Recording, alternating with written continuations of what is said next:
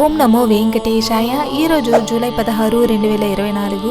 ఈరోజు 31 కంపార్ట్మెంట్లో అయితే భక్తులు వేచి ఉన్నారండి స్వామివారి దర్శనం కోసం. అయితే ఈరోజు 300 రూపీస్ స్పెషల్ ఎంట్రీ దర్శనం టికెట్స్ ఉండే వాళ్ళకి 2 నుంచి 3 గంటల సమయం అయితే పట్టొచ్చండి. ఎలాంటి టోకన్స్ లేకుండా ధర్మ దర్శనం కోసం వెళ్లే భక్తులకైతే మాత్రం 18 గంటలకు పైనే పడుతుందండి. అలాగే టైమ్ స్లాట్ టోకన్స్ తీసుకున్న వాళ్ళకైతే 4 నుంచి 6 గంటల సమయం అయితే పట్టే అవకాశం ఉందండి. దివ్య దర్శనం టోకన్లు కాలినడకన మెట్ల మార్గంలో వెళ్లే భక్తులు తీసుకున్న వాళ్ళకి 3 గంటల లోపలే స్వామివారి దర్శనం అయితే అయిపోవచ్చండి.